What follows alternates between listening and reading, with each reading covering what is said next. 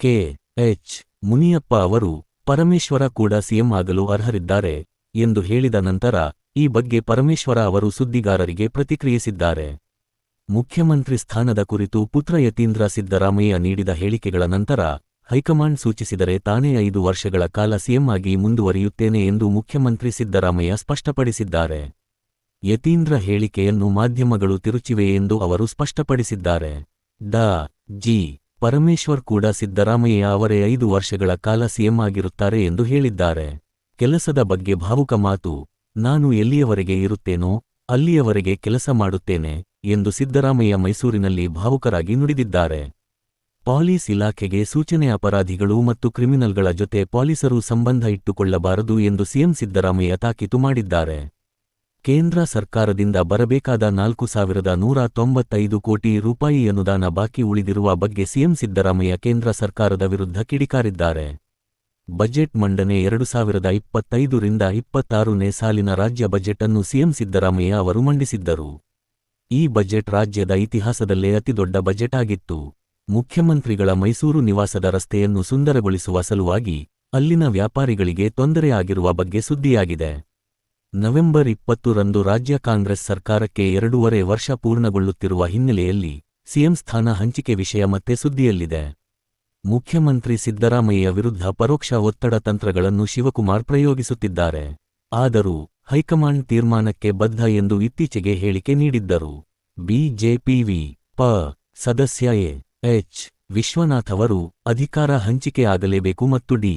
K. Shivakumar ಮುಖ್ಯಮಂತ್ರಿ ಆಗಲೇಬೇಕು ಎಂದು ಹೇಳುವ ಮೂಲಕ ರಾಜಕೀಯ ವಲಯದಲ್ಲಿ ಮತ್ತಷ್ಟು ಚರ್ಚೆಗೆ ಕಾರಣರಾಗಿದ್ದಾರೆ. ಕುರ್ಚಿ ಕಾಳಗದ ಮಧ್ಯೆ ಸಿದ್ದರಾಮಯ್ಯ ಅವರು ಎಸ್. ಮಲ್ಲಿಕಾರ್ಜುನ ಮುನಿಯಪ್ಪ ಅವರ ಹೆಸರನ್ನು ಮುಖ್ಯಮಂತ್ರಿ ಹುದ್ದೆಗೆ ತರುವ ತಂತ್ರಗಾರಿಕೆ ಮಾಡಿದ್ದಾರೆ ಎಂದು ವರದಿಯಾಗಿದೆ. ಶಿವಕುಮಾರ್ ಅವರ ಈ ಹೊಸ ಒತ್ತಡ ತಂತ್ರಕ್ಕೆ ಹೈಕಮಾಂಡ್ ಮಣಿಯುವ ಸಾಧ್ಯತೆ ಕಡಿಮೆ ಎಂದು ಹೇಳಲಾಗುತ್ತಿದೆ. ಬೆಂಗಳೂರಿನ ಸಂಚಾರ ದಟ್ಟಣೆ ನಿವಾರಣೆಗಾಗಿ ಸುರಂಗ ರಸ್ತೆ ನಿರ್ಮಾಣ ಕುರಿತು ಚರ್ಚಿಸಲು ಬಿಜೆಪಿ ಸಂಸದ ತೇಜಸ್ವಿ ಸೂರ್ಯ ಅವರು ಡಿಸಿಎಂ ಶಿವಕುಮಾರ್ ಅವರನ್ನು ಭೇಟಿ ಮಾಡಿದ್ದರು. ಈ ಭೇಟಿಯ ನಂತರ ಈ ಹಿಂದೆ ತೇಜಸ್ವಿ ಸೂರ್ಯ ನೀಡಿದ್ದ ಖಾಲಿ ಟ್ರಂಕ್ ಎಂಬ ಹೇಳಿಕೆಯ ಬಗ್ಗೆ ಶಿವಕುಮಾರ್ ಸ್ಪಷ್ಟನೆ ನೀಡಿದ್ದಾರೆ. ಹೊಸಕೋಟೆ ಪಟ್ಟಣದ ಬಳಿ ಬೈಕ್ನಲ್ಲಿ ಅಪ್ರಾಪ್ತ ಬಾಲಕಿಯನ್ನು ಅಪಹರಿಸಿಕೊಂಡು ಹೋಗುವಾಗ ಬೈಕ್ ಡಿವೈಡರ್ಗೆ ಡಿಕ್ಕಿ ಹೊಡೆದಿದೆ. ಈ ಅಪಘಾತದಲ್ಲಿ ಬಾಲಕಿ ಸಾವನ್ನಪ್ಪಿದ್ದು, ಅತ್ಯಾಚಾರಕ್ಕೆ ಯತ್ನಿಸಿದ 4 ಆರೋಪಿಗಳನ್ನು ಪೊಲೀಸರು ಬಂಧಿಸಿದ್ದಾರೆ. ಸಬ್ ಅರ್ಬನ್ ರೈಲು ಯೋಜನೆ ಪೂರ್ಣಗೊಂಡರೆ ಬೆಂಗಳೂರಿನ ಟ್ರಾಫಿಕ್ ಅರ್ಧದಷ್ಟು ಕಡಿಮೆಯಾಗಲಿದೆ ಎಂದು ಬೆಂಗಳೂರು ದಕ್ಷಿಣ ಸಂಸದ ತೇಜಸ್ವಿ ಸೂರ್ಯ ಹೇಳಿದ್ದಾರೆ. ಸಂಚಾರ ದಟ್ಟಣೆ ಮತ್ತು ಅಪಘಾತಗಳನ್ನು ತಗ್ಗಿಸಲು ಬೆಂಗಳೂರು-ಮೈಸೂರು ಎಕ್ಸ್‌ಪ್ರೆಸ್ವೇಯ ಕೆಲವು ಪ್ರವೇಶ ದ್ವಾರಗಳನ್ನು ಮುಚ್ಚುವ ನಿರ್ಧಾರದ ಕುರಿತು ಚರ್ಚೆ ನಡೆಯುತ್ತಿದೆ. ಬೆಂಗಳೂರಿನಾದ್ಯಂತ ಪುನರುಜ್ಜೀವನಗೊಂಡಿರುವ ಇಂದಿರಾ ಕ್ಯಾಂಟೀನ್ಗಳಲ್ಲಿ ಆಹಾರದ ಗುಣಮಟ್ಟದ ಕುರಿತು ಸಾರ್ವಜನಿಕರು ಪ್ರತಿಕ್ರಿಯೆ ನೀಡುತ್ತಿದ್ದಾರೆ. ಈ ಕ್ಯಾಂಟೀನ್ಗಳನ್ನು ಸಿದ್ದರಾಮಯ್ಯ ಸರ್ಕಾರ ಮತ್ತೆ ಪ್ರಾರಂಭಿಸಿದೆ. ಮೊಂತಾ ಚಂಡಮಾರುತದ ಕಾರಣ ಅಕ್ಟೋಬರ್ 28ರಂದು ಬೆಂಗಳೂರಿನಿಂದ ಹೊರಡುವ ಕೆಲವು ರೈಲುಗಳ ಮಾರ್ಗಗಳನ್ನು ಬದಲಾಯಿಸಲಾಗಿದೆ. ಅಕ್ಟೋಬರ್ 28ರಂದು ಬೆಂಗಳೂರಿನ ಕೆಲವು ಪ್ರದೇಶಗಳಲ್ಲಿ ವಿದ್ಯುತ್ ಕಡಿತವಾಗುವ ಸಾಧ್ಯತೆಯಿದೆ ಎಂದು ಬೆಸ್ಕಾಂ ಮಾಹಿತಿ ನೀಡಿದೆ. ಕರ್ನಾಟಕ ಸೇರಿದಂತೆ ದೇಶದ ವಿವಿಧ ರಾಜ್ಯಗಳಲ್ಲಿ ಬೆಳೆಯುವ ಕಾಫಿ ಜಗತ್ಪ್ರಸಿದ್ಧವಾಗುತ್ತಿದೆ ಎಂದು ಪ್ರಧಾನಿ ಮೋದಿ ಅಕ್ಟೋಬರ್ 26ರಂದು ಹೇಳಿಕೆ ನೀಡಿದ್ದರು. ಅಕ್ಟೋಬರ್ 26ರಂದು ನಡೆದ ಮನ್ ಕಿ ಬಾತ್ ಕಾರ್ಯಕ್ರಮದಲ್ಲಿ ಕಿತ್ತೂರು ರಾಣಿ ಚೆನ್ನಮ್ಮ ಅವರ ಬಗ್ಗೆ ಹಾಗೂ ಇತರ ಹಲವು ವಿಷಯಗಳ ಬಗ್ಗೆ ಮಾತನಾಡಿದ್ದರು.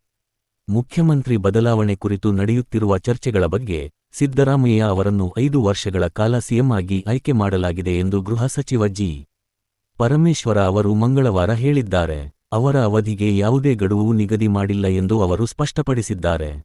ಗೃಹ ಸಚಿವ ಜಿ. ಪರಮೇಶ್ವರ ಅವರು ಸಮಾಜ ಕಲ್ಯಾಣ ಸಚಿವ ಎಚ್. ಸಿ. ಮಹದೇವಪ್ಪ ಅವರ ನಿವಾಸದಲ್ಲಿ ಭೇಟಿಯಾಗಿದ್ದರು. ಇದರ ಬಗ್ಗೆ ಪ್ರತಿಕ್ರಿಯಿಸಿದ ಪರಮೇಶ್ವರ, ರಾಜಕೀಯ ವಿಷಯಗಳ ಬಗ್ಗೆ ಚರ್ಚೆ ನಡೆಸಿಲ್ಲ, ತುಮಕೂರಿನಲ್ಲಿ ಸಹಕಾರ ಸಂಸ್ಥೆಗೆ ಸಂಬಂಧಿಸಿದ ಹಣಕಾಸಿನ ಬಗ್ಗೆ ಚರ್ಚಿಸಲು ಭೇಟಿಯಾಗಿದ್ದಾಗಿ ಸ್ಪಷ್ಟಪಡಿಸಿದರು. ಧರ್ಮಸ್ಥಳ ಸೌಜನ್ಯ ಕೊಲೆ ಪ್ರಕರಣದ ವಿಶೇಷ ತನಿಖಾ ದಳ ಸಿಟ್ ತನಿಖಾ ವರದಿಯನ್ನು ಅಕ್ಟೋಬರ್ ಅಂತ್ಯದ ವೇಳೆಗೆ ಸಲ್ಲಿಸುವ ಸಾಧ್ಯತೆಯಿದೆ ಎಂದು ಅಕ್ಟೋಬರ್ 27ರಂದು ಪರಮೇಶ್ವರ ಹೇಳಿದ್ದರು.